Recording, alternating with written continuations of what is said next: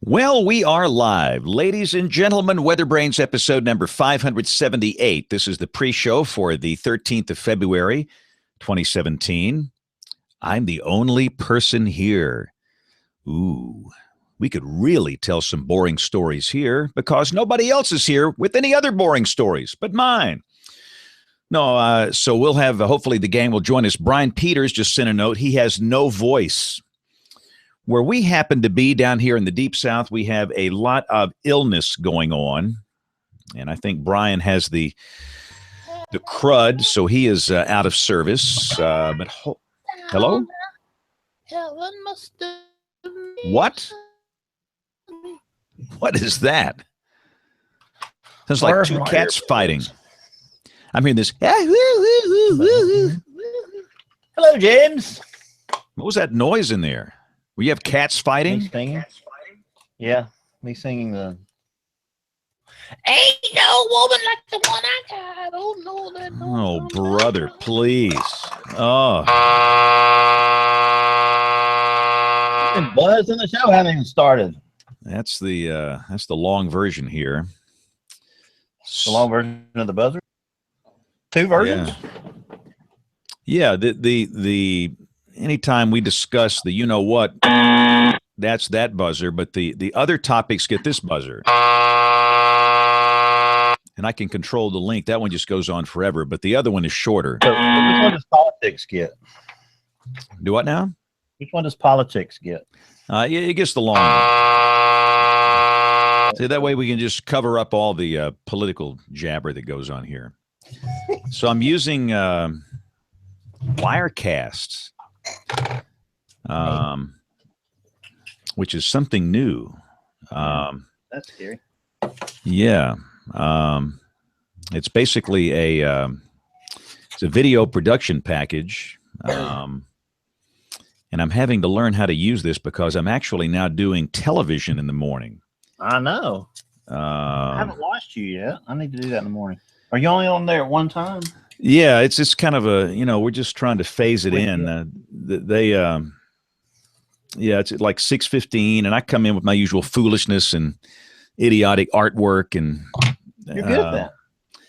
Yeah, no, they need that show to be more loose, so I will loosen them up. But I do that at home, and at home, I'm on a green screen, so I needed something that will key live and give me the ability to switch things because I show a lot of pictures and stuff. And I tried Minicam, which is like a $60 deal, and it was just eating up the CPU. I mean, it was eating it up.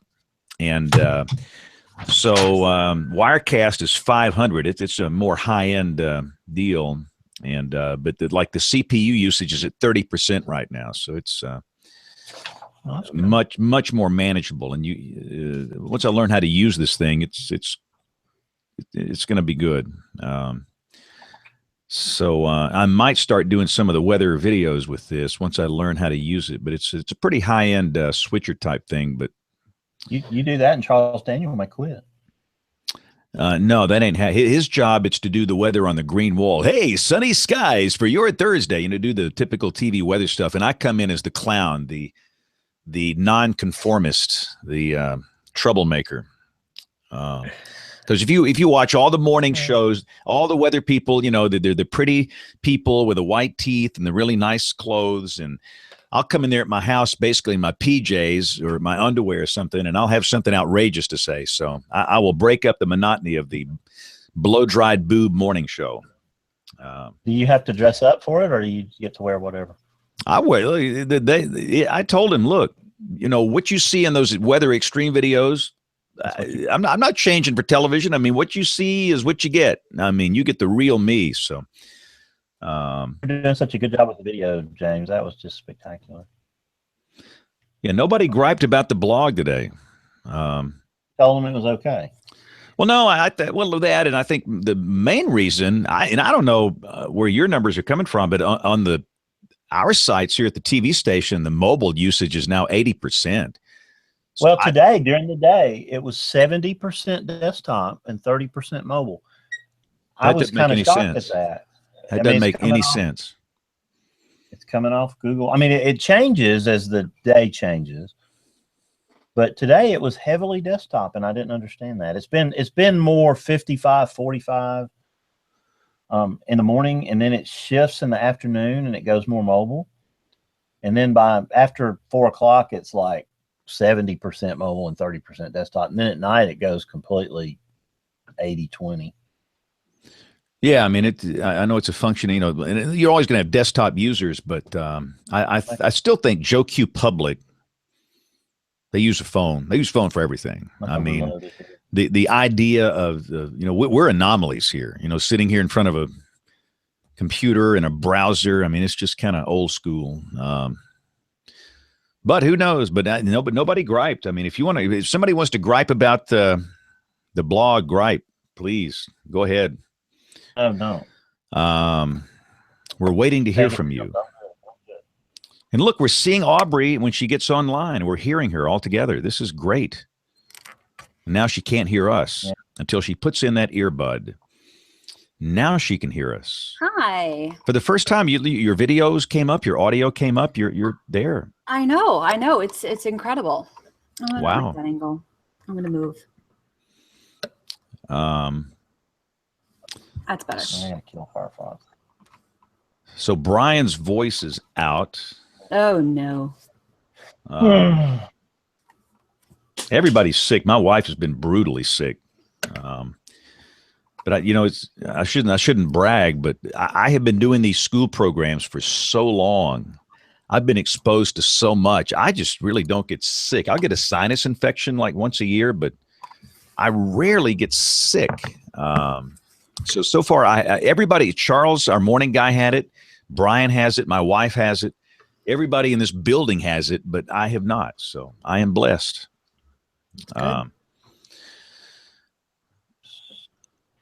But I don't want to start bragging because you know what's going to happen. I'll go right down the tubes tomorrow. Yeah. I think I have a tiny sniffle. That's about it. So far, so good. Oh, yeah. This is our morning guy. This is what he looked like when he took his meds today.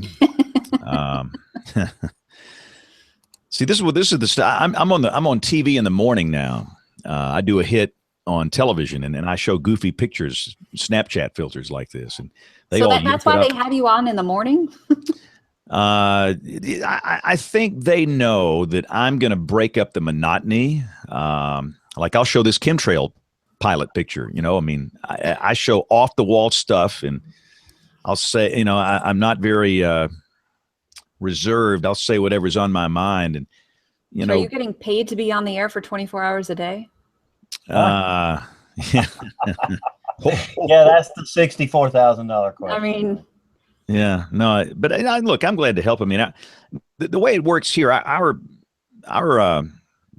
evening numbers are pretty good. They've had a lot of turnover with people, and to be an established morning show, you've got to have people that have been here for a long time, and they just wanted a familiar face and voice to come on there, and when the weather's bad, yeah, we'll talk all weather. It's all science and meteorology and good information. But on routine days, I'm in there to, I am not going to be the blow-dried boob. Hey, sunny skies for your Thursday. High pressure is in full control of our weather.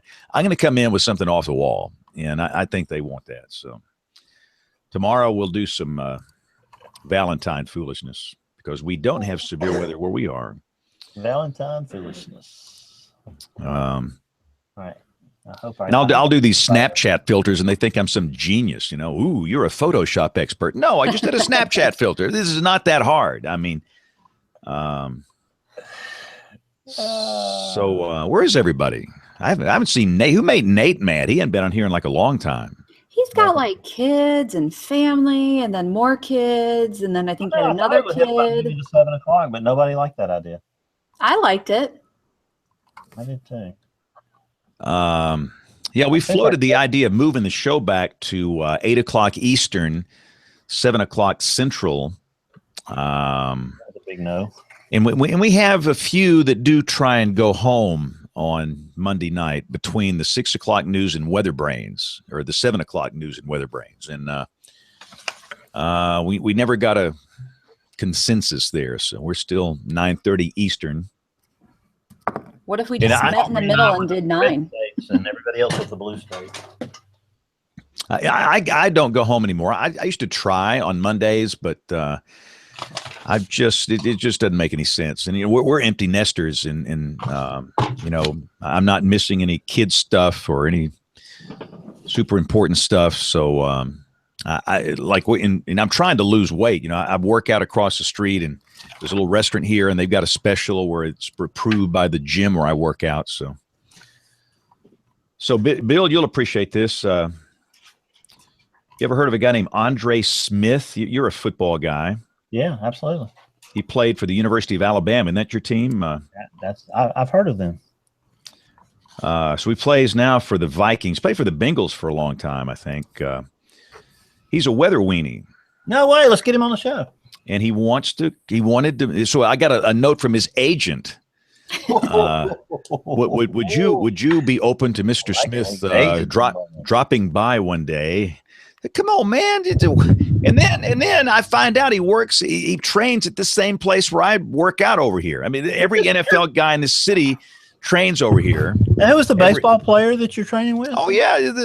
All the MLB guys, the NFL guys, they're all, in fact, they were mocking me today. I mean, mocking you? So I run from the TV station down to the gym when I work out Monday, Wednesday, and Friday.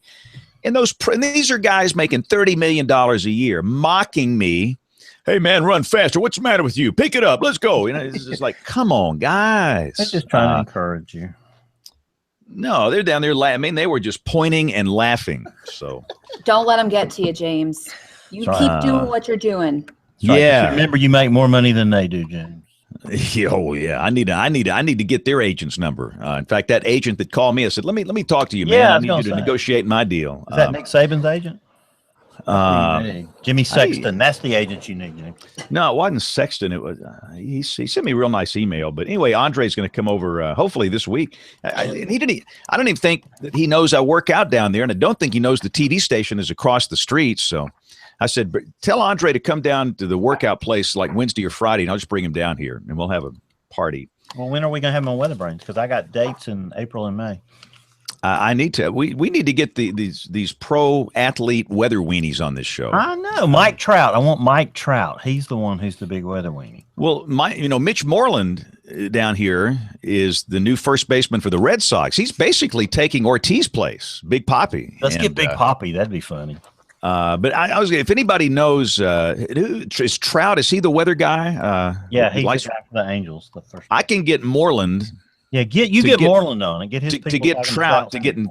We'll see if we can. The problem is baseball season's about to start. These guys report like in 2 weeks. But the time to do it is either now or just after the season ends. November. Hello, Maya. Right. Welcome to the show. Hi. Oh. Oops. I think there we go. Yeah, you're good. Okay. Maya, this might be the worst hour of your day. We apologize in advance. I told her it would be the best hour of her day. And let me welcome our television audience. It is 30 minutes after the hour. We are live on television in my market here. So welcome. WeatherBrains is pre-show here. We have not shared a boring personal story, a humorous anecdote, or said anything outrageous this time. I think I noticed a fuzziness in my contact. I have a blurry right eye. That's a fun fact, right? That's a show title is what that is. I have a blurry right eye, and it's not due from alcohol. Fuzziness in my right eye. I'm administering a 7th grade sample test over here for math, so that's why there's some funny shenanigans going on. It happened yesterday when I was sitting outside, tried new contacts. It's still fuzzy. I think I got a bad eye. Wow. We're going to have to operate. No, that's good to get. We always get the show titles in the pre-show. Kevin always gripes because the people that listen to the audio show don't hear the pre-show and they don't get it. So he's got a point. But let's get these things. Let's get the recorders rolling here. All right, we are on here and we are on here. And here we go in 5, 4, 3, 2, 1. Hey, this is WeatherBrains, episode number 578. This is the weekly show all about weather. This is done on Monday, the 13th of February, 2017. I'm James Spann. Thanks a lot for joining us this week. Bill, you okay there? You're banging your mic, man. You're ruining my intro. I know, man. Don't. I was pouring out my heart. I and soul, paid a and all lot of of a sudden money for this shock mount. This shock mount. Let's just do it over, James. I'm so sorry. That's okay. I paid a lot of money for this expensive Heil shock mount, and it's not. Now, I guarantee you what the producer's going to do. I know what he's going to do as a joke. I will send him a note that says, hey, we got to redo the start because of some mic noise. And he always leaves this on. So I guarantee you this will be on the audio show. But we're going to start it over anyway. So here we go in 5, 4, 3, 2, 1. This is WeatherBrains, the weekly show all about weather, episode number 578 for the 13th of February, 2017. This is James Spann. We're getting late in the winter season. We're glad you're here. We love talking about weather. That's the reason we do this show. We're a little thin this week. I'm noticing many of our regulars are just AWOL. Aubrey, where are these people? I think I thought I saw Kevin pop in, but he must have not liked what he heard, or he's still training.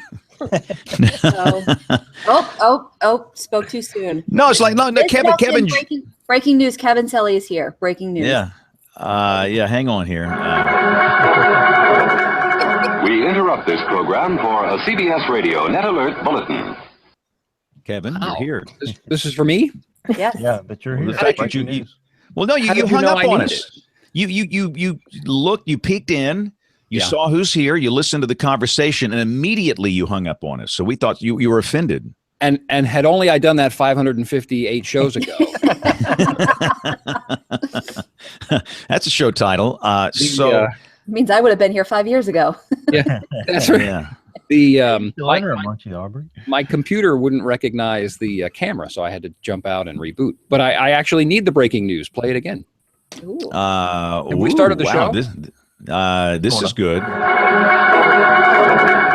We interrupt this program for a CBS Radio Net Alert Bulletin. Wait, have you started the show? Yes. Yes. Oh, okay. All right. Well, here's the thing. So Saturday, and I have permission to tell this story, Rick Smith comes to Wichita Falls, right, to do a Skywarn class, which he does every year and which we greatly appreciate.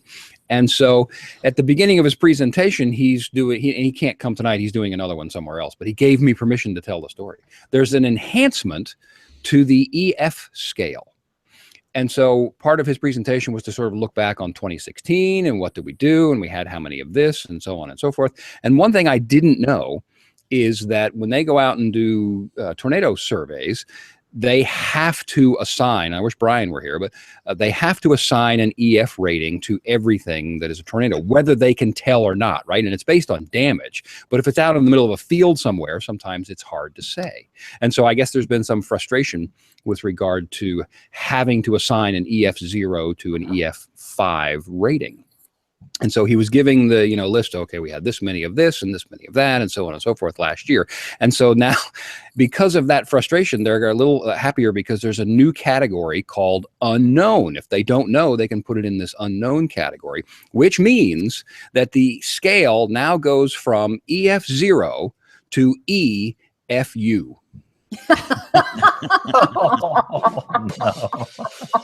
Kevin's been working on this all day long. All weekend. and as God is my witness, I sat in the front row of his presentation, and when he said that, I almost yelled out show title. You should have. It just feels good to tell you that, doesn't it? Wow. So that's it. That should be the show title for this week. Well, welcome back. So you had to work the morning shift. How bad was that? Well, the novelty wore off pretty quick. It gave me an opportunity to see some things and to plug some holes and make some, a couple of observations and changes. But after about Tuesday, I was pretty well done. Yeah, I'm actually doing the morning show every day now, but only for one hit, and I'm home. They're just bringing me in as the stooge, the guy that's going to say outrageous things and share boring personal stories and all that. So you're can like I get on that? Hype man. No, we should. I think we should. Have a little mini WeatherBrains session on there sometime. No, we do it every morning at 6:15 Central, and it's a little experimental deal, but. so far so good. So Well, I think about I can't because I can't say EFU on television. It's But so appropriate, isn't it? Kevin, you got to remember we actually are on television right now Oh, that's I'll say. in this market. Well, then, so okay. We Okay, used to I'll be be there. you just did, so it's no big deal. No. So tell me about we'll do the weather roundup in a minute, but I'm afraid you're not going to be here. How hot was it this weekend? Oh, It was this Saturday. hot. Yeah, Saturday's This Saturday's record was the old record was 88 degrees, which for February that's quite something. Stout. We hit 94, Oh my goodness. and that not only set the record for the date, but the all-time February high in Wichita Falls.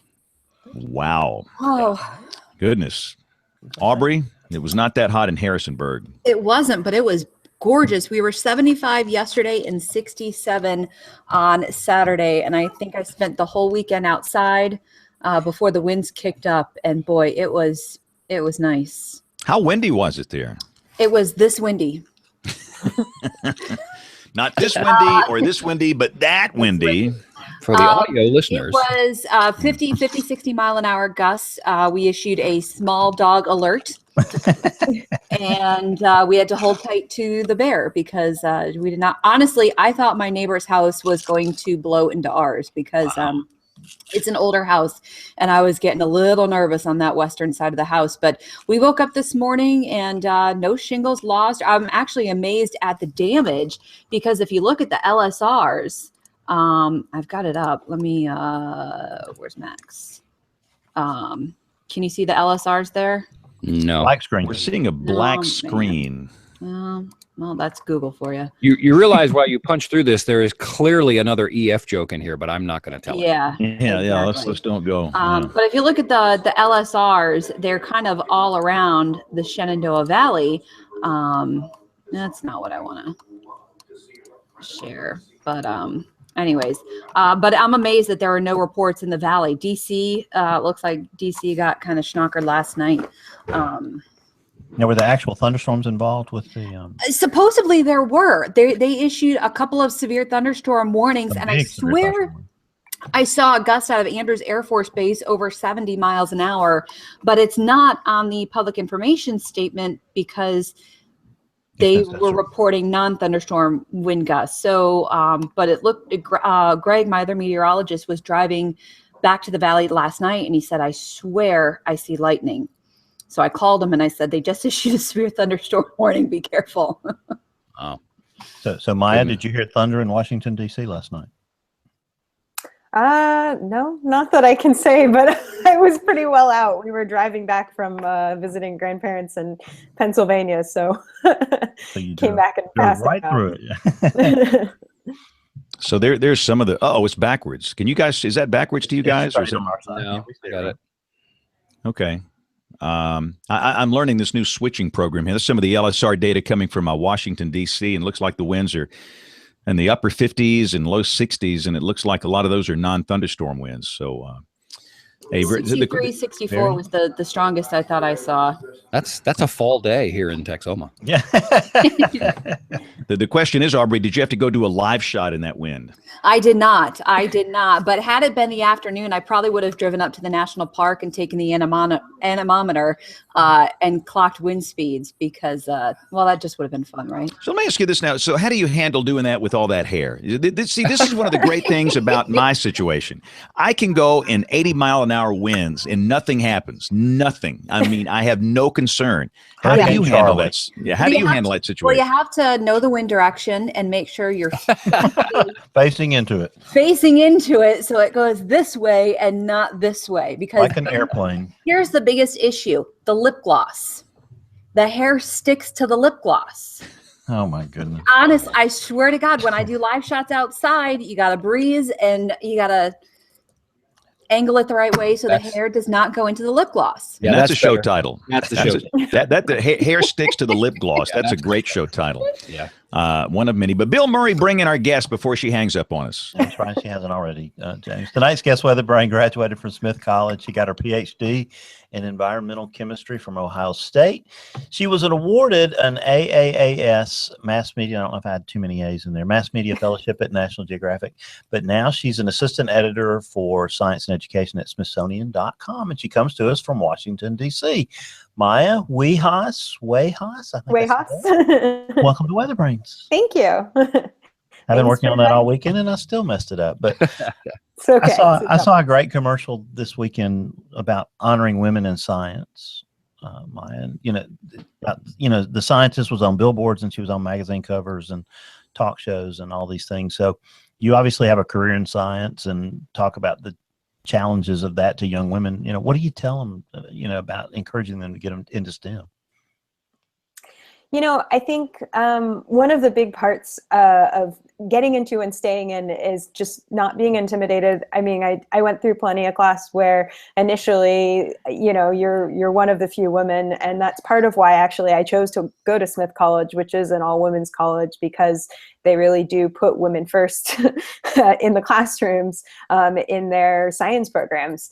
But I mean, I think it's really having confidence and not doubting yourself, and really feeling like you can stand up and talk to the guys or in front of the guys as well, but yeah. I saw a lot of the research that you did online, and it's pretty impressive stuff. Some really involved science. So somewhere along the way, you went from doing science to communicating about it. So talk about how that transition happened for you, and fill us in a little bit on your career. So I was pretty set on an academic route for a very long time. All through Smith, I really thought that I wanted to go and do research. And I fell in love with fieldwork. I love traveling. On my website, I have some of the pictures posted from some of my field seasons. I've done work in both the Arctic and Antarctic. And I always kind of fell in love with the field work and being there and actually like getting your hands dirty and collecting samples. But somewhere along the way, I realized that I really enjoyed communicating science a lot more than I enjoyed the lab work of it. And that came about just about when I hit candidacy in my PhD. That was not an easy thing to go through. And it definitely, I mean, it's rightfully tough, but it made me sort of reevaluate where I was going and think about what I wanted to be doing and what really made me happy. And that point, it was actually my husband that had said, well, why aren't you taking art anymore? You used to love art. Like, why not take an art class? So I found actually at the time a scientific illustrator that let me study with him and teach me some of how to do some graphic design and to do scientific illustrations. And that was how I found my way kind of into the more science journalism field. And so from there, I, as you mentioned, I applied to the AAAS Mass Media Fellowship, which is just an amazing program for any scientist that wants to do anything in media. And it's like a summer crash course in how to science journalism. And I worked with some amazing mentors at National Geographic who helped me get to where I am and polish a resume enough to start applying elsewhere. So talk about the Smithsonian for a second. We know it as a museum. Some of us know it as a magazine. What is Smithsonian, to you, this organization that you work for? So I work on the digital side of Smithsonian. Smithsonian Magazine has a kind of separate office and separate editorial team as well. And so Smithsonian Digital or Smithsonian.com, we're associated with the Smithsonian Museums. We have a lot of great resources and scientists there, but we're also editorially independent. So our content is not just a press arm of the museums. We cover a wide range of topics. And I'm editor and also write for the innovation and the science section of the site, but we also have a very, some great history content, and there's also arts and culture, and we also have a great travel section. And there's also one section on the site specifically devoted to the amazing work that the scientists at the Smithsonian do. Now, the article that I came across that I really fell in love with was the day the Nimbus weather satellite exploded. And that has a unique story behind it because it's very personal to you. So why don't you set that up for us before we talk about it? Yeah, so I was so pleased that I got to write this. This is a story based on something that my grandfather talked about, while I was growing up, and he's really an amazing guy. I mentioned this kind of in the intro in the story, that growing up, I really never got to know him very well. He's always very quiet, and my grandmother had just this very vibrant presence. And so he sort of always was second fiddle to her. And so I didn't really ever get to hear many of his stories until she had Alzheimer's, and she started to sort of, her personality, Alzheimer's is just, it's a wreck. It completely erases your personality. And so after we lost her, he all of a sudden kind of opened up and started telling me all of these amazing stories of his life. And he was an engineer with GE, and he had some really fascinating years working as a code breaker in World War II. He visited China as an ambassador for General Electric, and this story is focused on his work as a contractor with GE in the Nimbus weather satellite program. And so it was, that had to be a sad time, for your family. Watching your grandmother pass, and Alzheimer's is a terrible disease. And I want to ask you something else about that in a second, but, share, what that was like for your family, and how that changed your grandfather after she passed away. Yeah, it was, it's very tough, and it's always, I can talk about it now with confidence because it's been, I think, probably almost a decade. I can't even believe it's been that long, but almost a decade since she's passed. But it was really tough for my family. But luckily for her, it happened once her memory decline happened. It initially was very slow, and it was small things that my grandfather mostly noticed, and we were less of a presence with them every day, so we didn't notice it quite as much. And so when her memory really started to decline, it was a very short period of time between that happened and when she actually passed away. She had a twin who passed away shortly. I believe it was just 2 weeks before she died, and there's all these interesting anecdotal stories about that kind of happening. And we think in part that was sort of, those last few weeks were really rough for her because she kept forgetting that her sister passed away. And then she'd remember it and relive the incident all over again, which I think was it was really very hard on her. So it was almost a blessing, once she died, so that, she didn't have to continue to suffer with that. For my grandfather, he's very strong, and he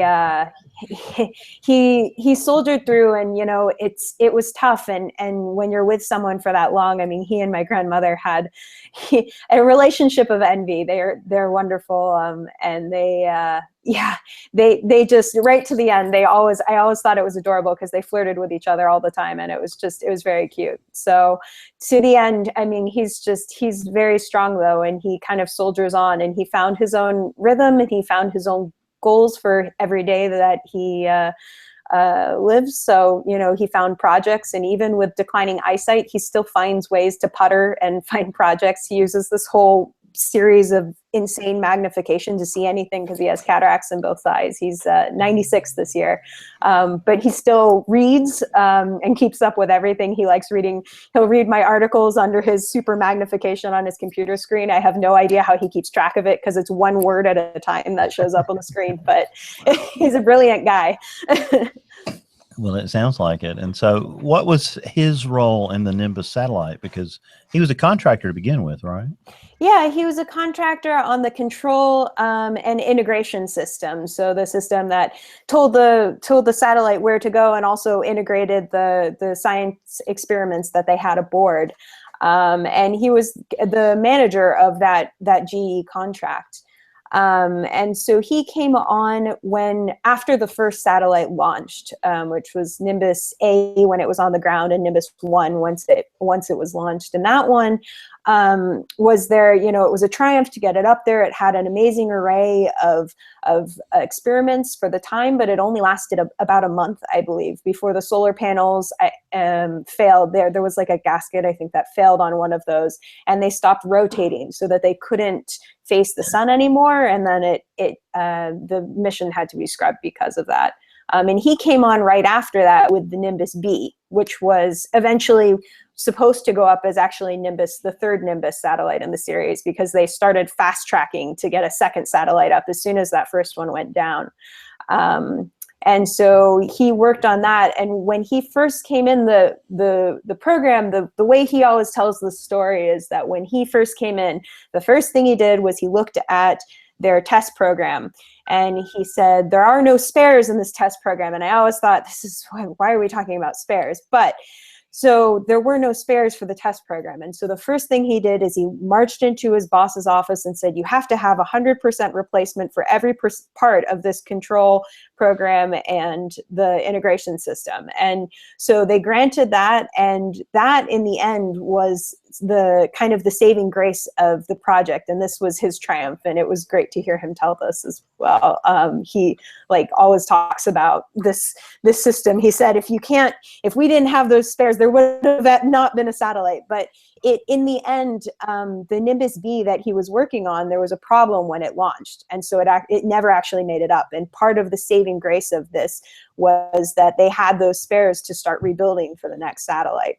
So what year did he join the program, Maya? I believe it was 1966. Yeah, 1966. So it was between 1966 for the first one and 1968 before they were ready to launch the second one. Is my timeline right, or was it? The first one launched in 1964. Okay. He came in 1968, and I believe Nimbus B launched.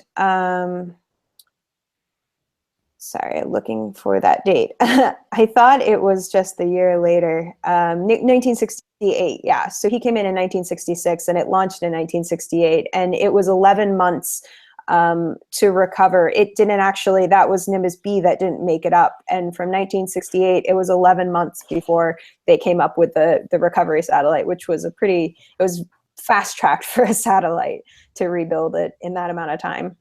Having just watched the movie Hidden Figures, and an amazing movie, you've probably seen it. And yeah, fantastic. A lot of people, that's a great movie. Mm-hmm. There was tremendous pressure then, I'm sure, to get this satellite into orbit. So there had to be tremendous disappointment when it failed. Talk about the launch failure and how that affected your grandfather. Yeah, my grandfather, and also Ralph Shapiro, who I also talked to at the for this story. He was the spacecraft operations manager he oversaw all 7 of the satellites, and they were just saying that after it crashed, everybody was in mourning, essentially. It just, it's so many people poured their heart and soul into this satellite and it's also millions of dollars worth of experiments that just go plunging into the ocean. And initially it was like they had their mourning period, and Ralph Shapiro actually said that the wives got together and they had, essentially what he called a wake at the house of one of the Nimbus control device team members.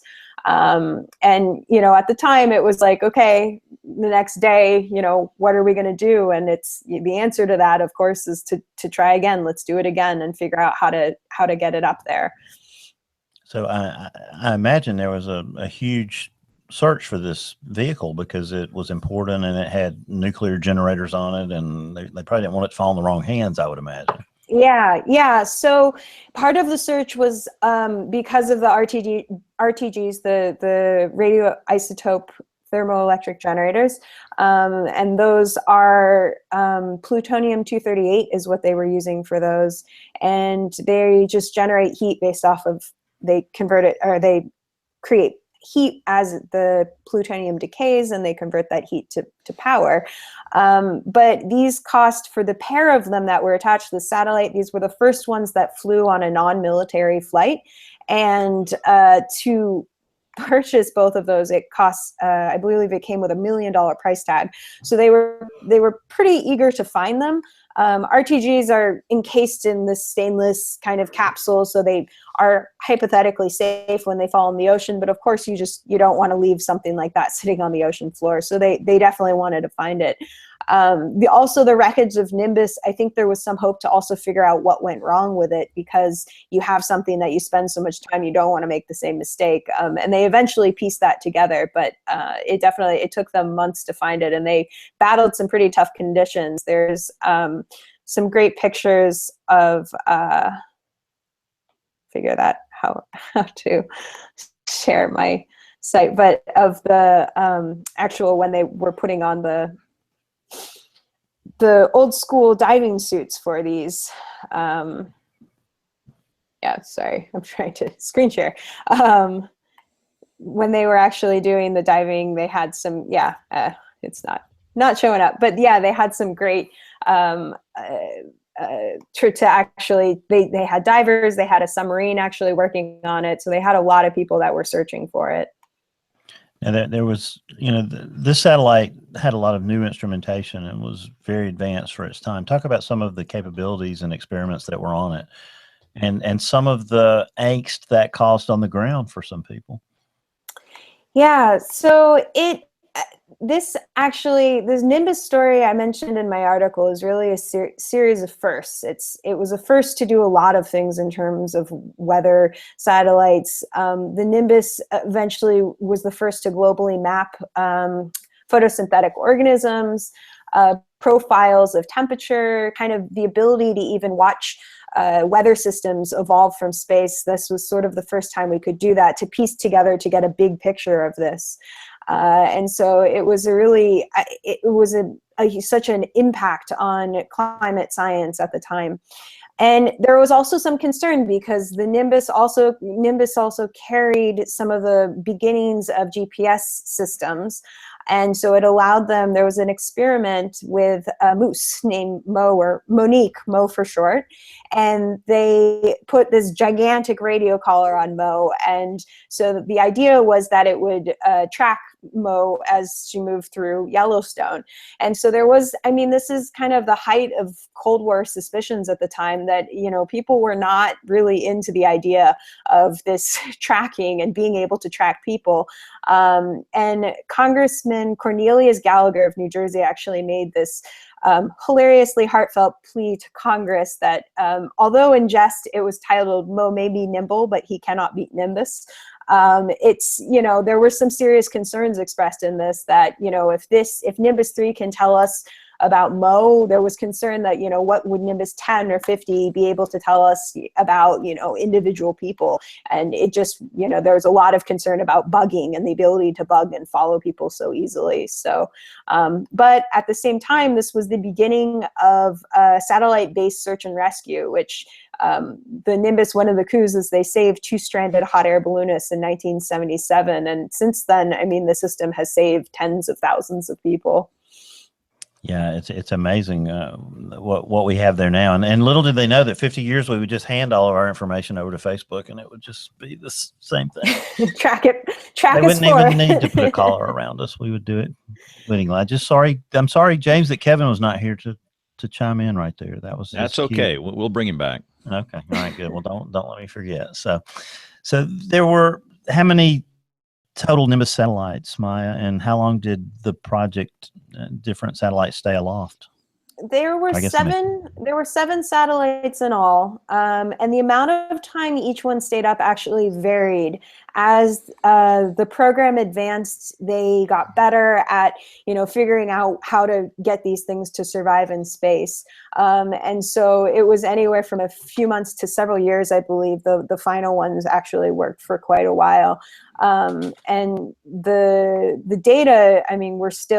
We're still actually, there's a new project that that just came about that is still figuring out, learning things from that Nimbus data. Yeah. So have they gone back and digitized all that information, or is it still just in picture form? Yeah, so it was in picture form for a while, and when the switch over to digital was made, we sort of lost all of the Nimbus data, which is a shame. It's years of sea ice extent data and cloud cover, and so David Gallagher, I don't know if I'm saying his name right, at the National Snow and Ice Data Center was the one that first came to request from NASA that data, and essentially they laughed at him and said, no way we can actually pull Greenland data from you. Are you kidding me? Because all of it was just on images. And so they scanned 250,000 images, which extended that ice record. They have pretty solid records of ice and clouds for 30-ish years, but he was describing how they pushed the record back by 20 years or more, or 15 to 20 years, which they're learning a lot from it. It's patterns that they hadn't expected to see. There's a lot of quicker shrinking and expansion of the ice than really expected. So they're still learning things from the Nimbus data today. So James, Neil Frank may have been looking at Nimbus data the day Hurricane Camille was in the Gulf of Mexico in 1969, you think? August of 1969. Man, I need to pull up some of those images and see what they look like. I haven't seen those in a long time. Yeah, probably when we were going over to the Weather Service, James, in the late 1970s. I think they'd already gone to ATS satellites too, but there might have been some Nimbus satellite pictures in those trash cans that we raided over there. So yeah, keep talking. I'll find a couple of them. I would love to see. I've not thought about Camille in a long time, but I would love to see the satellite imagery here. I will poke around here. At that time, that was rather new to the forecasting process and really helped. Because if you remember, the recon situation that weekend was dire because all the Navy planes were off seeding Hurricane Debbie in the Atlantic, and Frank didn't really have full recon to command, so I think they had to pull a plane out of Illinois and take it into the Gulf. And, here's one from Nimbus 3. Wow, look at that. This is August 16th of 1969. Just afternoon. 1710 Z, 17Z. That's middle of the day, and wow. That's a little bitty storm, isn't it? With a really intense. But we can be thankful for GOES R, GOES 16 now. Wow, that's how times have changed. But again, that's great. Understand this is 1969. Yeah, and that's pretty remarkable technology for 1969 to have an image like that. I wonder how real time it was. How long did it take to get the data back? Do you know that, Maya? That's something it's a good question. I actually don't know from the time it imaged, because it's passed over. I think it took pictures like on the same point each day, but I don't know. I'm sorry, I don't know how much time elapsed before it actually came back to the ground. So is this like a polar orbiting satellite as opposed to a geostationary satellite? Yeah, it's polar orbiting. So I guess that was the difference. I guess shortly thereafter, the ATS satellites kicked in, and that's what we were looking at through the mid 70s and late 70s a lot of the time. So I think we had ATS back. What you're seeing now for those watching, this is an ATS image from August of 69. Wow! So they had both back then. There's Camille on the far left, I guess. Yeah, I want to say this is Hurricanes Camille and Hurricane Debbie. That's Camille and Debbie. Yeah. And Bill, I'm the only guy on the show old enough to remember all this. But even for me, I was 13 years old. This is a long time ago. Well, I remember Camille. I remember that Sunday morning that it was coming inland, and I remember there was a lot of concern, obviously. And I remember it, going up through Mississippi the following day and us having bad weather to a certain extent on that Monday, but that really shaped me. After that, I followed every hurricane and probably have followed everyone since that time. So that's amazing what's there. So Maya, how has your grandfather's work inspired you in what you do? Well, I was so honored to be able to write this story, and actually, while I was working on my PhD, he said several times he was in the war, And so he actually didn't ever go back to do higher education.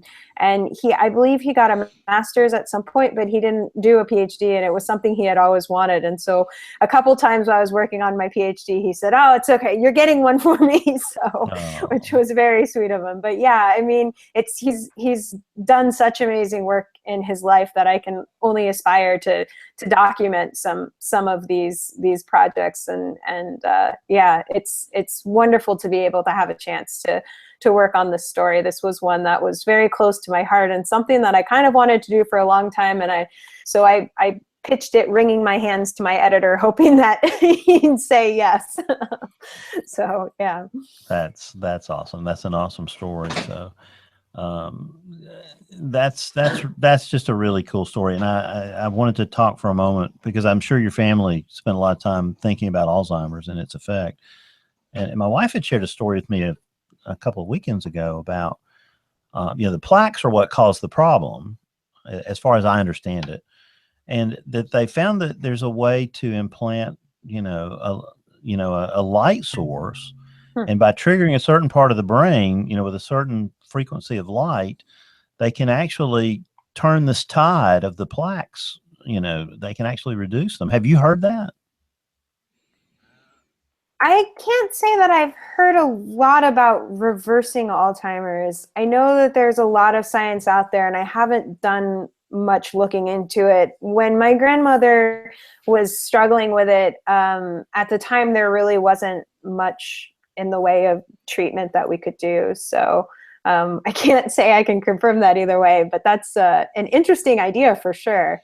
I thought that was a really neat story, and that could hold some promise somewhere along the way. And it's really a health crisis for our country as we live longer. So that's a real concern. Yeah. But now you talked about your grandfather being a code breaker, and that's obviously fascinating. How much could he tell you about that? Because that had to be intriguing. It is, and he doesn't say a lot about it, to be perfectly honest. I mean, I assume that a lot of the records are declassified at this point. He showed me his he has documentation that said like code breaker next to his name, Shelly Haas, code breaker.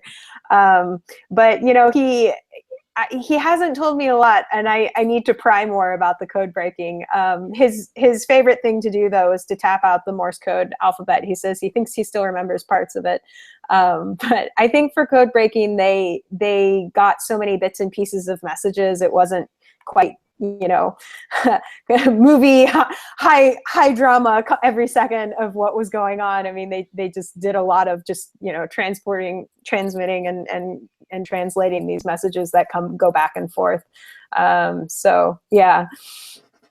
Yeah, it was certainly an amazing time in our history for sure. So the journal section of your website has some really cool things in it, beautiful pictures, places you've been, scientific explanations and insights of things that you've come across in your travel. Talk about sharing that scientific knowledge with the rest of the world. That seems to be fun for you. Yeah, so actually, the journal section of my website, it was funny because when we talked earlier, I started reading through some of these again. These are, I haven't added to it, and it's probably almost 3, 4 or 5 years. But this was that was my beginnings into science journalism. It initially started as a chain email with all my family and friends that they just asked me to keep in touch. And back when I started field work, most of these field bases didn't have internet. I remember the first field station I did really abroad was out in Svalbard, just little island off the tip of Norway, and we had like the Ethernet dial-up it was pretty interesting internet. It was shaky, and you could have, I think it was 10 to 15 minutes that we took turns just like sending emails out really quickly. So this was my 15 minutes. I write one email, attach as many pictures as I can and send it off to everybody. And since then it evolved into this blog. And it started as I had a website, whereintheworldismaya.com, when I initially did field work in a few other places, and it's migrated over to my website just to kind of archive it. But I loved, and that was sort of where I realized how much I love doing science journalism and researching science and helping other people understand the way the world works around them and how much science is around you all the time. So that was sort of the beginnings of where I am now. So share one of your most unique discoveries that you were just amazed by. Discoveries. I don't know if I have, so discoveries in terms of research or Well, just no, things I more wrote just about like in the things journal. that you ran across in nature and were able to come back and explain it to your family or to your audience that you went, wow, this is really cool. Yeah, so one thing that was kind of that was sort of fun is the candle ice. This is one that, you know, most people that have been visited up in the Arctic have experiences with candle ice, because everybody says that candle ice is what the old explorers used to use in their drinks. So it goes. I don't know how accurate that is, but here's a picture of, is that up actually? Maybe. This is a picture of the candle ice. Okay, yeah, this is a picture of the candle ice, and so it interestingly forms. It's a type of degrading ice. This is up at Toolik Lake in Alaska, up kind of on the north slope of the Brooks Range, and it happens at the end of the season as the ice is melting.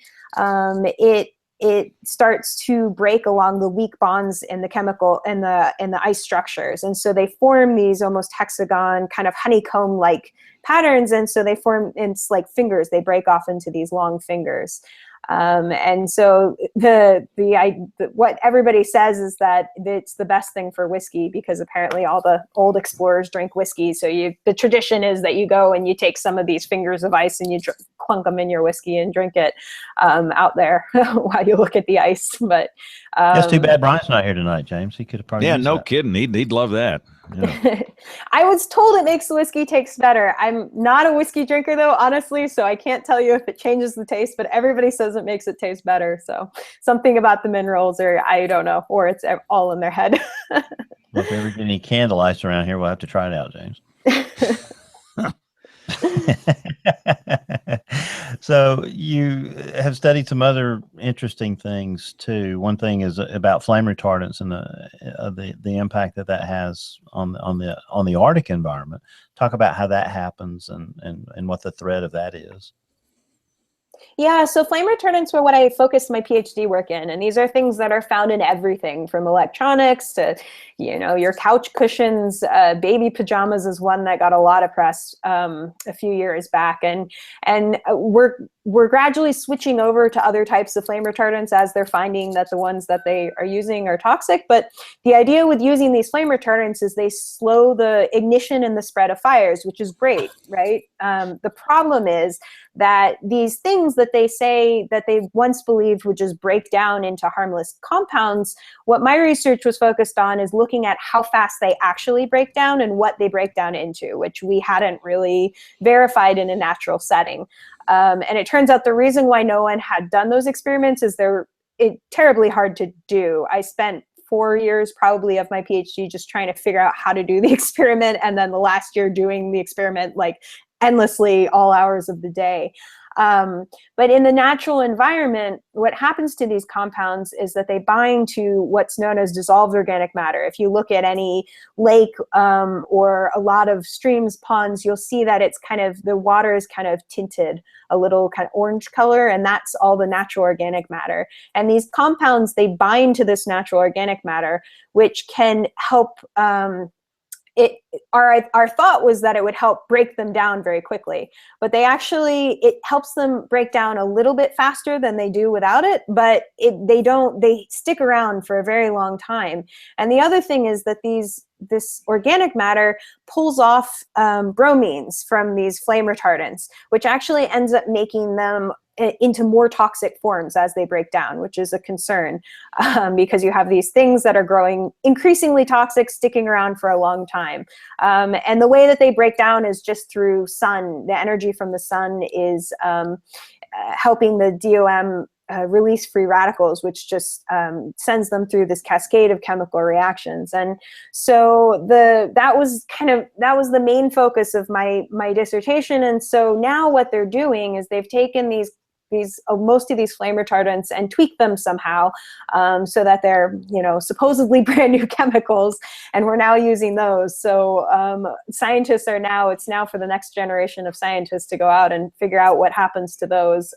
But oftentimes when the structure is really similar, the toxicity is very similar. So unfortunately, my research doesn't have a triumphant end. Mostly, we found they were pretty toxic, and we're still using some form of them. So did you find that these chemicals made their way to the Arctic? Is that? Yeah, so my research was mainly focused on Arctic waters, because when you look at when you're taking waters from natural sources anywhere close to cities, you have absurdly high amounts of these compounds in the water. And it's really hard to then spike it with another compound and actually study it when you have all these interfering chemicals. What we found, we weren't specifically measuring natural concentrations in the Arctic, but other groups have, and found that they have made their way both to the Arctic and the Antarctic. They are in very low concentrations, but always the concern with these persistent organic pollutants, or these pollutants that stay in the environment for a very long time, is that they can accumulate in the fats of animals up in the Arctic. So even if they're at very, very low levels, it's still a concern. Questions are coming in from the audience over here. Namely my wife, who helped a lot today as I was getting ready to talk to you. But she asked the question, she'd heard that Splenda doesn't break down. Have you come across any effects of Splenda entering the environment? A specific item. Splenda. I can't say that I have done much with artificial sugars. So I don't know. The idea of Splenda is that your body can't naturally break it down. And I think it is a harder thing to break down for other creatures as well, but I don't want to venture to say too much more on that, because I haven't done the research on it. Sorry. Yeah, we can't afford the lawsuit, so thank you anyway. She even wrote it on a yellow pad. That was very appropriate. So you did an internship, Maya, with Coral Reef Adventures as a teacher in Belize. Talk about that. Had to be a meaningful experience too. Yeah. Talk about some of the experiences you had there. Yeah, that was it is an amazing program. It's in, I don't know what year it's in. It's still going on. And it's through Smith College, some of the amazing professors at Smith College. And every year they have a team of student teachers, I believe it's 6 or 7, go down and work with students there. And in the summertime, a lot of the students, the families can't afford to have any type of childcare, but they're out of school. And so a lot of the time these kids just kind of go and, get themselves in trouble, what kids do, because the parents are working. And the other kind of sad thing about it is a lot of them don't know a lot about the environment that's right near shore. They don't have the finances to spend time out on the glass bottom boats, or to go out and dive, much, and to sit around and watch the fish and the corals and have someone point out to them what these things are. So the student teachers would go down, and we ran summer courses, and just like the whole focus of the course was to teach them about the resources that are there, and how to protect the reefs and how to respect the reefs. And what was one of the coolest things about this program is that these kids just wanted to learn. They loved the classes. They all were really engaged, and then they'd go home and teach their parents about it as well. And so we got such great feedback at the end of the summer. These parents would come and say, okay, we learned this, and this as well about how to protect our reefs. And it's it's a wonderful program. We do kind of all hands-on teaching with the kids as well, which is it was great. I think for them, it really broke up the normal schedule and routine of their school with something that was a bit different. They did things like make up songs about how sand is made. We made coral polyps so that they could learn the parts of the coral polyp, but we made it out of like marshmallows and what are those? The red vine, like Twizzlers. Yeah, Yeah. Twizzlers. Yeah. So anyway, it's a lot of fun, and we had a lot of fun also coming up with these lesson plans. Some of them were laid out already, and some of them we came up with on our own, and it was based on the backgrounds of the teachers involved. And it all kind of culminates in the end with various. They have the younger students put on kind of this show where they have their songs and everything, and they display their artworks. And I think now I was in one of the first years that they started an extended program for some of the older students who had gone through that program, the same program that we had many times when they were younger, and graduated to these kind of the extended program. And so they're doing kind of more independent projects. I think the year that I was there, they made their own books explaining a story about the reef and some aspect of the reef or protecting the reef. So it's a really fantastic program. I can't say enough good things about it. Now, is it something that comes just from Smith, or is it from other schools as well? So it is just from Smith, as far as I know, unless they did an expansion to other schools in recent years. It was started by Smith professors, and so I think it's based at that college as of yet. Now, we had to move your date once because of preparations for your honeymoon. I think you've authorized us to let you tell us about where you're going for your honeymoon. Yeah, so we're going to New Zealand. Our much delayed honeymoon is we're finally making the trip down south. And I'm very excited. I did field work in Antarctica as part of my PhD work, and you stop over in New Zealand in both directions as you're heading down, and also on the way back on and off the ice. And so I got to spend a little bit of time there on my own, but my husband's never been. So we're going to go down and go see the glowworm caves, which are pretty amazing. It looks like it's a starry night sky, but they're all just worms at bioluminesce. And yeah, we're going to do some other hiking along some of the great walks down there. It'll be a lot of fun. So James, is that one of those places Ginger Z's been, the glowworm caves? It's very possible. So I got some nosy personal questions here. Oh, here we go. Okay. This is where the show goes right down there. No, it's mainly about journalism. So I don't know anything about it. Nothing. My first major in college was electrical engineering. And I finished in meteorology, and I find journalists to be very strange people. So what's it like making this transformation and becoming a science writer? Where do you learn this stuff, and what do you think about it? I think each niche of journalism has their own kind of type of person. I think for the science journalism, or the science journalists, you get more of sort of the nerdy scientists that just really enjoy hanging out more and talking about science. The like true straight-laced journalists, I don't know as many of them, so I don't know. Some of them, yeah, they can be strange people. Now, have you ever been to the newsroom before? I mean, these people are uptight. I mean, they'll be in there just screaming at each other. Scoop their story. Yeah. They're pretty tight. Like, I mean, like, I think it's, everybody's working on such tight deadlines. It's a pretty crazy and hectic environment. It's an adrenaline rush, I think, through and through to be in a busy newsroom, but I don't know if I could do that every day. I think I would end up kind of like that, screaming at everybody if I constantly had deadlines every second of the day. Yeah, I think some of them either are on their meds or they're off their meds. I haven't decided which one. No, I think it's coffee. I just think it's like a continuous stream of coffee. But you don't dabble into anything other than science, right? You're just a science writer. Yeah. But I mean, you're No, like, I tell people all the time, I am worried about one thing, and it's weather. So that's what I do. These journalists, in their defense, they have to be experts in aviation, in civics, in the judicial system, in international politics. I mean, it's hard in that you have to know all this stuff, or at least something about it. So, but you mostly just write science, right? Yeah, so I've dabbled a little bit in other areas of science for sure, and I'm writing. When I work, I write definitely outside my main discipline, which initially was kind of frightening because, for sure, being trained as a scientist, you're told not to speak out of what you know and out of what your research is. So it was weird to kind of assume that like expert voice when you're not really. If you've researched this topic for a couple weeks and that's about it, max really for most stories.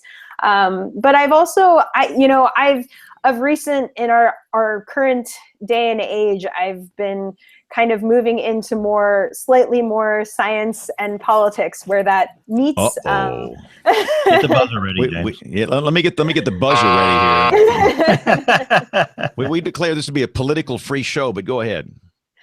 Well, so I mean, finding the sweet spot where you can actually talk about the science of things and staying for sure in the science realm, but things that are relevant in topics that are coming up in the media and in the political realm, but definitely staying in science and talking about the science of it. So I had a story recently go up about kind of the geology of the border wall, the idea of the border wall. What does geology have to say about it? How can you, what surveying would have to be done? What factors do you have to take into account when building a structure like that along, a border that spans 2,000 miles? So just looking at really the nitty-gritty nerdy geology side of the border wall. Now, has that been published? I'd love to read that. Yeah, it's up online. It just went up last week. So it's gotten a fair amount of views, which I was pretty pleased. It got some air. So I encourage you to check it out. You're going to probably have run into trouble at border control though now, Maya. Yeah, that's right. So well, let me ask you we this ran now. by them. They didn't want to say anything. do you feel pressure to get clicks on all these stories? Because, to me, and again, I don't know anything about it, but it just seems like all the stuff I'm seeing, it's BuzzFeed and all this stuff, and it's political, it's rhetoric. And do you feel pressure to get clicks, or do you feel pressure just to get it right? Well, it's both. I mean, you definitely don't want to get it wrong. That is really not, no one goes out to get a story wrong. But yeah, there's a balance of getting clicks and getting it out. You're always balancing time versus quality. And it's finding that sweet spot between how fast can you get this out and how well can you fact check it before you can put it out. And ideally you go through and you find multiple sources for each thing. But occasionally when you have those real hard deadlines butting up, you do have to fact check as many things as possible.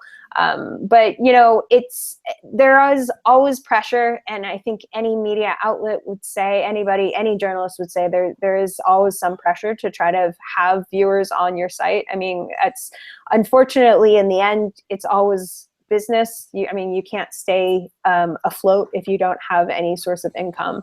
But it's a constant battle between the two, because you don't want to be making editorial judgments based off of getting clicks. I mean, you write a story and you hope people will look at it, but in the end, it's the quality of story that really matters.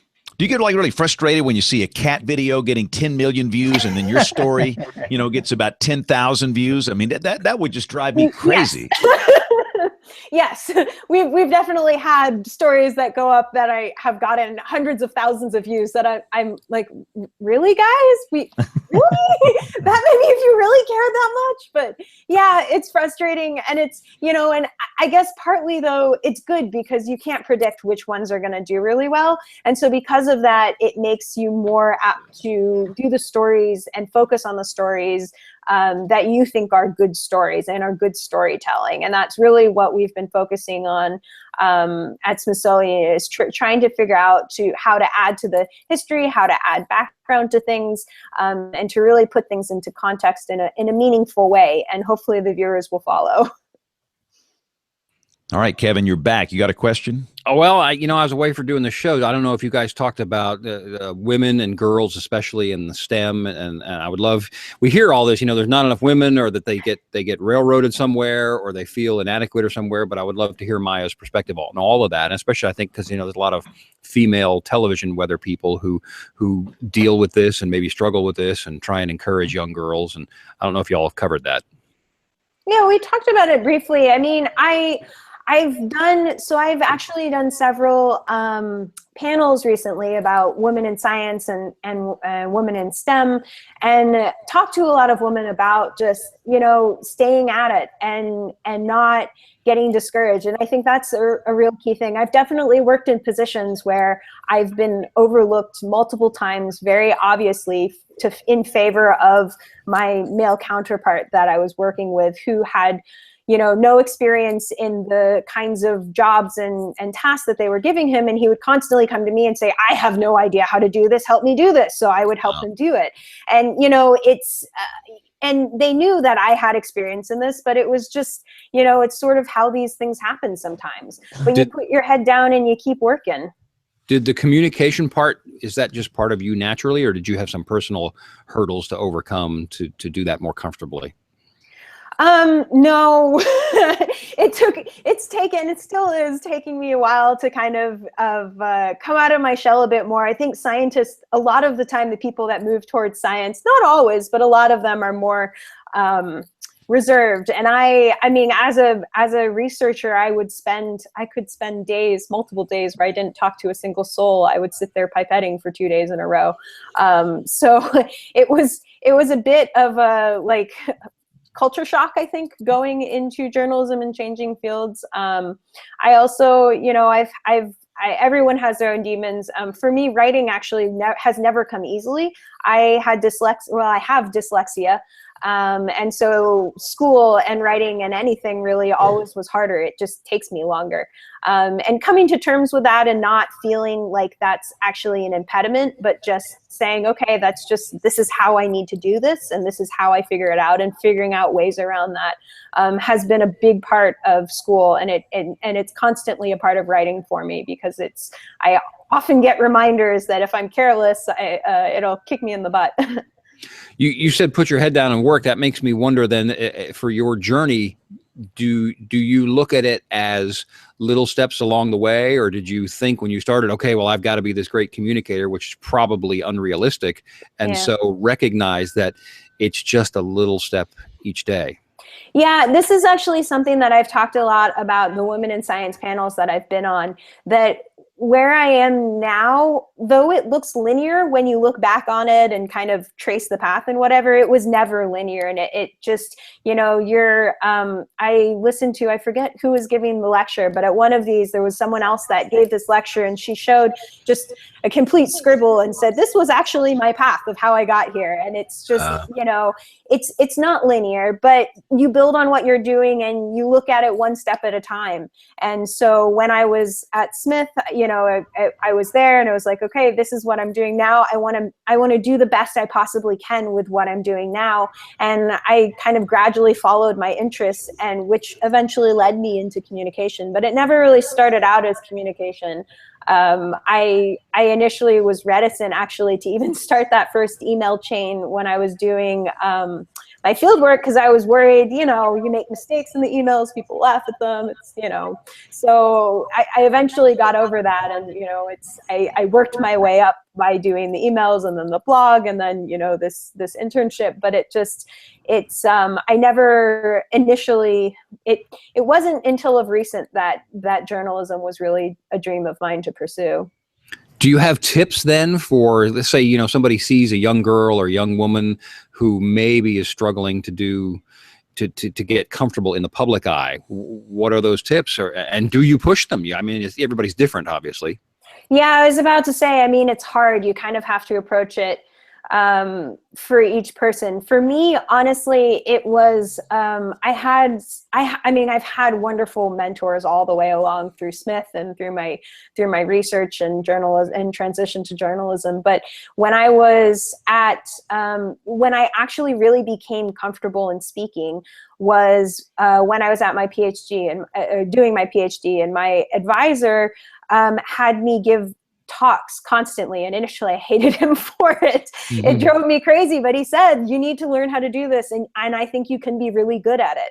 And so he was the one that actually pushed me to give lectures at, there was a lecture series just in our department that he had me give talks at. I went to one of the other schools that he did a sabbatical at to give a lecture. And he had me going to conferences, like more so than most other students in our department. And initially I was frustrated with it, but then I just fell in love with doing these talks. I really enjoyed the questions that I got from the audience. I really enjoyed interacting with people. And I started small. I started with actual poster sessions. So I would put up a poster, and you'd have 3 or 4 people, and you'd explain what you're doing, and then they'd move on, and then you have 3 or 4 more people come up. And it was a good kind of entry into speaking on a bigger stage. And I still, it makes me nervous, and I get jitters before I talk when I actually have to get up in front of a big group of people. But you sort of work your way up. And I think for younger people, the only way to get more comfortable with it is to do it. Which is, I hated hearing that advice, but I think it was the best advice that I was given. Well, I think that's a good advice for parents too, because we discussed this, especially when Matthew was younger. My son, he's 16 now, and he's going to have his first on stage performance as an actor, and he's got a song. Oh, yeah. Local play, but he would not have wanted to do that. But we really forced him to join a speech club, and it's not necessarily to be a public speaker. It's not necessarily to be a performer. It's just that we realize now, both my wife and I are in broadcasting, but it doesn't matter necessarily what you're in. If you can't present well in anything, that's going to be a limiting factor for you. And so just like you make them go to school, I think that it's really important that you kind of give them and push them, if you need to, into some sort of speaking role, even if it's a speech club, because that's what Matthew did. And he really didn't like the speaking part of it for a long time, but it gave him the base skills to be much better at it now. Yeah, no, I agree. And I think, those skills are transferable into so many different things. I mean, you really do just have to be able to communicate what you're doing, even just job interviews. I mean, if you can't explain why you're there and what you're passionate about, they're not going to want to hire you. So I think just being a well-rounded person, being able to communicate is just such an important skill. Yeah. And you need practice getting the hair out of your lip gloss. Along those lines, Maya, do you prefer doing journalism with video and storytelling that way, or the written word? I haven't done a lot of journalism like video, any type of blogging or anything, to be honest. And I'm not sure. I don't know. I'm not sure how I feel about that. After this show, we're launching your video career. I know. I was about to say, right to the top. This is like the first and probably the most that I have appeared online in a video format in ever. So, Aubrey, she's done a good job, right? Yeah, you've done a phenomenal job. And speaking from someone who never thought she would end up on television, I mean, if you speak well and you do speak very well in this environment, even if you are nervous and this is your first kind of video and stuff like that on air in front of a lot of people and stuff, I think you're going to do just fine if you ever want to do more of it. Well, I appreciate that. That means a lot. So Maya, hang on here. You have to stay with us for a little longer. We're going to take a quick break for Tony Rice and the astronomy report. Brian Peters has lost his voice, so we have no Professor Peters this week. But after that, we'll come back with some email. We'll do the weather roundup. We'll do picks of the week and much more as WeatherBrains rolls along. Looking beyond the atmosphere, here's Tony Rice with your astronomy outlook. Now, don't get me wrong. I'm, of course, all for getting people outside and enjoying the night sky, especially when rare events come up. However, last week's coverage leading up to a couple of celestial events got a little out of hand. It set up people for a lot of disappointment, unfortunately. The full moon, a lunar eclipse, a comet, and more, quote, put on a show in the night sky. Problem is, only one of those events was readily visible with the naked eye. And that's how most of your audience is going to be experiencing something like this. Some news agencies did a marvelous job. They pulled in quotes from experts who tempered expectations. And while they were doing that, they shared a bit of science and some excitement about the coolness of it all. Others, however, oversold the events and set people up for disappointment. Some articles gushed about the green comet 45P. And while yes, this dim comet does appear green, that's only when it's viewed through a good pair of binoculars or a telescope. The photos of this brilliant green fuzzy comet with a long purple-blue tail that accompanied many of these stories are just those, photos. They're created through long exposures and stacked in software. And the photo that I'm thinking of was actually taken 5 years ago. Many stories also urged readers to experience Friday night's lunar eclipse. Problem was, this was a penumbral eclipse. The moon passed through the brighter part of Earth's shadow, the penumbra. And while there was some visible darkening, it was very subtle and probably not noticeable in less than clear skies. Some news sources did a pretty good job of describing what to expect. A lot didn't, though. Even more frustrating, though, were the stories that marveled at how the lunar eclipse was occurring the same day as a full moon. Now let's stop and think about this for a moment. Where is the sun, the earth, and the moon in relationship to each other as the moon passes through Earth's shadow, cast by the sun? A lunar eclipse of any kind, penumbral or umbral, can only occur during a full moon. It really wasn't that rare. In fact, most school systems teach the relative position of the sun, earth, and moon, things like lunar phases and eclipses, by the 6th grade. Come on, journalists, you can do better than that. There were enough headlines out there that at least implied that this was rare to inspire an entry on the Snopes.com website. So, broadcast Mets. If you don't have an astronomer in your Rolodex, get one. If you've got a university or college nearby, contact the astronomy or physics department. Failing that, a high school physics teacher can be a great resource too. I also send out a weekly email to a growing list of broadcast meteorologists and some meteorology students as well. It highlights astronomical phenomena that you can share with your audiences. Happy to add anybody to that list. Drop me an email at rtphokey@gmail.com. Broadcast Mets include your call letters. Anybody else, just give me your city. And that gives me everything I need to create a weekly report that's customized right for your area. That's your Astronomy Outlook. Follow me at RTP Hokey for more spacey stuff like this. Before email, I got to say he nailed it. Did you guys see all those headlines from last Friday? Rare celestial sky show. You'll be dazzled. Unbelievable. And, people look up and they're not going to see the comet with a naked eye unless you really got good eyes. And the eclipse, there was a little darkening of the moon. Most people wouldn't notice. And if you hype all this stuff up, then nobody's going to listen to you. And there were some very reputable, entities publishing these outrageous headlines. And so the next morning, people said, what happened? I looked up for hours and I didn't see the comet. What time's the comet going to come through? So, he got that right. But before I think this fake news thing is going to be at least a partial undoing of Facebook. Wow. You think so? It is, because I do too, Kevin. I really do too. I think what you've been preaching is coming true. Yeah, and I don't know that I would have predicted this exact way, but I think it's a huge problem because I think that they are running scared right now of regulation. I should find and make my pick of the week. I found this article the other day. I'm going to go find it. They're actually looking at regulation in England. Some of the what do they call them? Members of Parliament.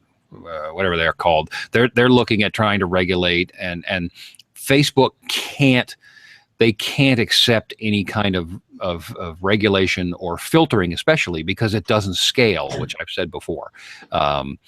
That's why they addressed first. Mark Zuckerberg came out after the election when people said, "Hey, you influenced the election," and he went, "No, you're crazy." Well, somebody sat him down and said, "No, this, whether it's true or not, it's getting traction." Right.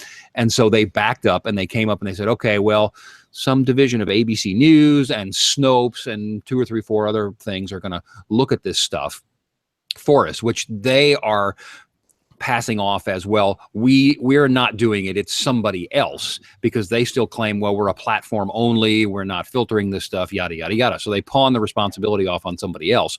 But it doesn't scale, because the minute they have done this, everybody else gets to ask for it too. We've been in the fake weather world for a lot longer than fake news has been a thing. So who's going to come in and filter the fake weather stories for us? And then who's going to come in for every other special interest in the world? When you fork or you accommodate one group, everybody else should have the same rights, if I'm not wrong.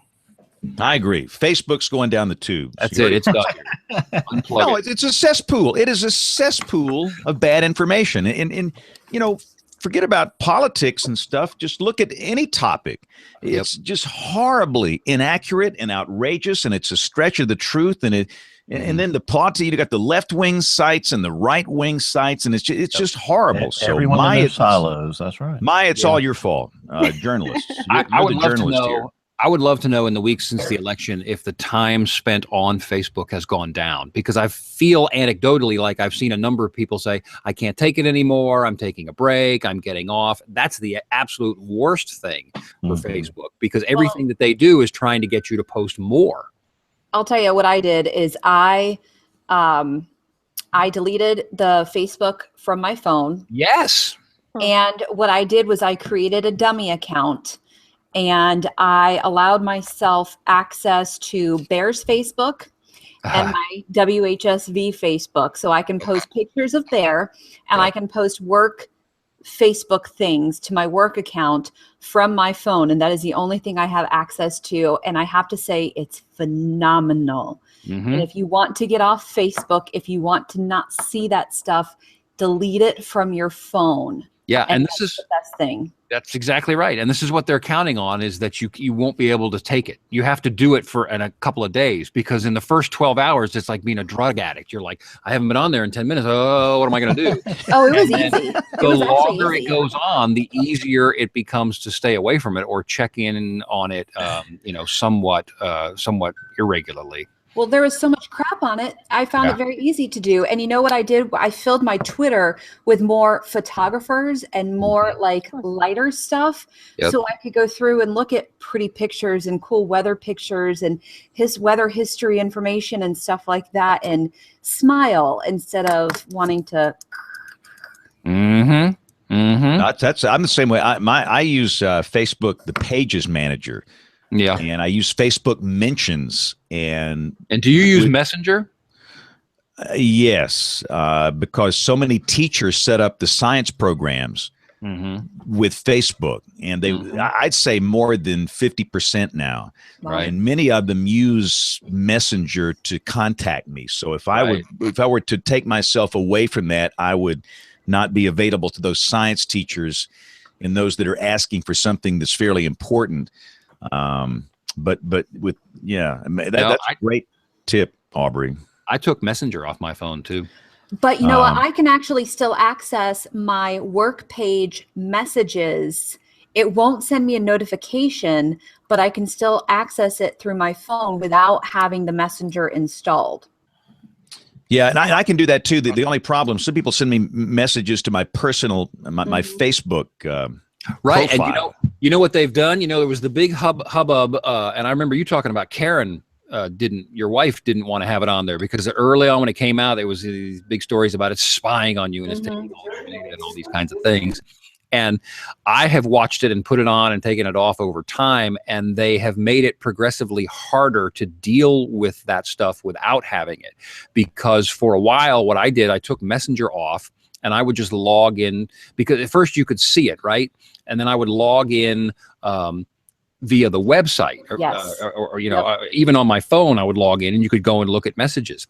And you could also hit desktop view to get like the actual, and they were constantly telling you, well, don't you want to use Messenger? And then eventually they got to the point where they said, well, eventually this is going to go away. You're not going to have access via this website login. And they did. If you come on from a phone, you can't see your messages anymore because they're trying to get you to use Messenger. And they've done several things like this over the years where they progressively move you, whether you want to or not, in their direction, which ends up being, for whatever reason, better for them. All right. Well, let me roll the email thing here because I'm near the top of the newscast. I'm not in my television clothes here, so I have a funny feeling we might just have an email or two to read. Letters. We get letters. We get stacks and stacks of letters. Yes, and we will read this one that came in to James from Jackson Nelson, who is 15-year-old. He's 15-year-old from Omaha, Nebraska, who has a hearing aid and wanted to know what to do to kick off my weather career since I have a passion for weather, especially severe weather and tornadoes, and also loves James' severe weather coverage. Are there any clubs, books, or other stuff that we can suggest? I know I went to school at Mississippi State with someone who had a hearing aid. So I know there are opportunities out there. Yeah, I saw that email, and again, I've got to walk. I hate that I got 60 seconds. I have to go change and go on television, but no, do not let that stop you. Bill Murray, I think of somebody like Johnny Parker. Cerebral palsy. Right. Johnny is dealing with cerebral palsy, and a lot of people would let that say, well, I just can't do anything. Well, yes, you can. Johnny has finished school. His academics were incredible. He's got some work now in the weather field, and he is a great example. So don't let hearing loss or some type of disability like that stop you. And at the age of 15 or 16, goodness, think of all of the MET-Ed websites that are in the world. These Comet modules and baby hints. Yes, but Bill, you know all of these. You're an NWA guy. Yeah, and I mean, because I was just thinking, Tim Vasquez's series of books. The one that I really like, that's kind of an introductory one, is the Weather and Forecasting Handbook. Yep. So you need to get that book from Tim Vasquez. And I would watch his program, James. I don't know if you've paid attention to it very much, but he's doing a YouTube thing. Over Tim at Vasquez is? Yeah, Tim WX. He does about a 15-minute. Basically a map discussion. It's like what James does in the morning, but on steroids. Oh. And it's real low key, and it's just great explanations. And I turned it on this morning just to check it out. And he talked about isentropic analysis, which is something you don't see a lot of explanation of. And he went into a good 5-minute explanation using maps from the College of DuPage. But I would get that, and I would get Meteorology Today by Donald Aarons. You can even get an older version, like the 7th edition. You can get it on eBay for $29. I rebought that book when I was studying for my SEAL test, and I did not pay very much for it. So yeah, you're right. You can absolutely get that, and that's of course a good book. And then there's also the NWS, the Jetstream online school, and they have quizzes at the end and different topics, and of course that's all free. And as James was saying, the Comet MET-Ed Comet modules, which are all free. Exactly. So lots of resources out there at your disposal. Chris White, my neighbor down the road in Roanoke, sent us a discussion from NOLA.com from New Orleans. Why was it hard to predict Tuesday's tornadoes? So thanks for sending in that. Sean Powers sent in a listener survey response. A little more talk about recent weather events would be good. And Sean sent us the email from Annapolis, Maryland. Found us by surfing the internet. So we appreciate that. And also Richard Cook, just a quick email. Richard from across the pond, I believe. Just a quick email. Any chance of the original theme tune? We haven't had it for ages, maybe since show 500. Also, any chance of getting the jingles onto SoundCloud, such as Chemtrails, Kevin Ones, and Breaking News? Maybe we can put some of those on the YouTube page. I would actually like to hear from people, because I have discussed this in the past, and I've floated it again to Brian about making all of the WeatherBrains 101 segments available as maybe like a group or a small, release 10, 20, 25 at a time or whatever for a small fee. And if anybody would like to comment on that via email, I would love to do that, because Brian's put a ton of work into it. But now, I mean, it's just a huge teaching resource. Yeah, they're like Habe hints. It's just Yes, exactly. Some good stuff. Yeah, he's actually putting one a week on Alabama WX now, so I'm really excited. Oh, is he? That. Yeah, I'd like to go back I'd like to go back and get that archives and put it out. Yeah, he should have another one going up tomorrow, so it should be a lot of fun. Last week he did the one on hole punch clouds, which was a lot of fun. So Aubrey, you brought up the question about why the tornado in New Orleans was so hard to forecast. Yeah, and I did not read the link. Did anyone else get a chance to read that link? Do you really think it was that poorly forecast? I mean, it was a little out of season, but it was I was tracking it from the beginning. Oh, sorry, Kevin, I used that word. I was monitoring it all morning. I thought it was pretty well forecast. It was pretty well it seems like some of the I don't know, some of the live news coverage was, I don't know. Careful.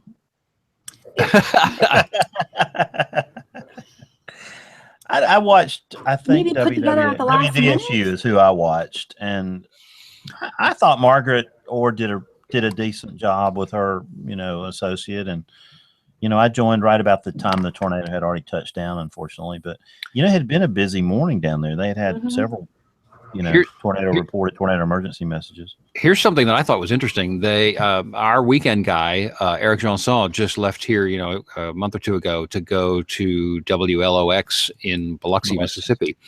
And I was watching them online during that, because they were in continuous coverage. And I assumed that it was all on television as well, but I communicated with him afterwards, and he said, I'm guessing at the percentage, but 80% of it or more was only online streaming. But it was at what you would assume to be the traditional broadcast level of intensity, and it was new for them. The event was a little bit of a surprise, I think, for a lot of people there, the severity of it, but it was new for them to do that level of streaming, and they were doing it, I think, between 3 and 4 hours.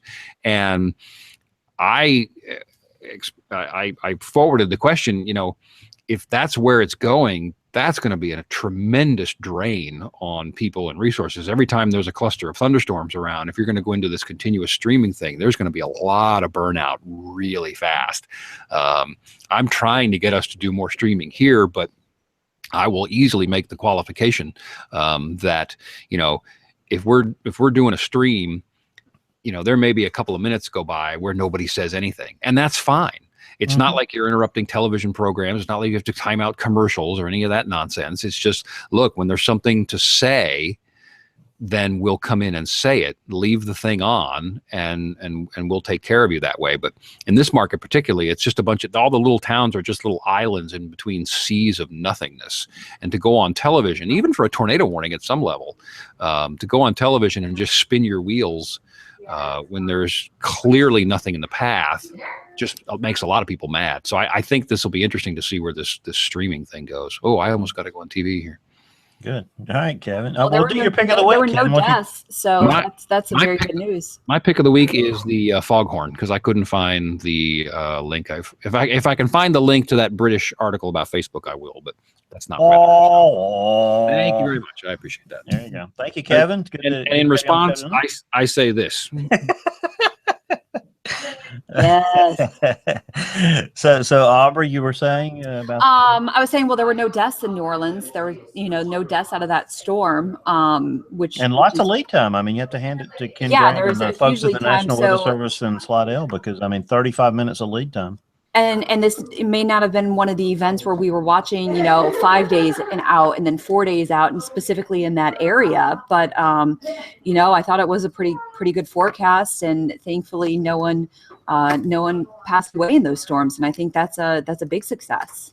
Yeah, it's funny because Elle and I were just there the Saturday before. We were in New Orleans for a Mardi Gras ball, and we were leaving. And so we we drove through New Orleans East, and I was naming off these streets that we were watching on Tuesday or Wednesday morning, whenever it hit. So it was kind of surreal. So, I have to Aubrey, go what's up. your pick before you get out of here? Mine is some black and white photography of some thunderstorms and some tornadoes, some really, really cool pictures.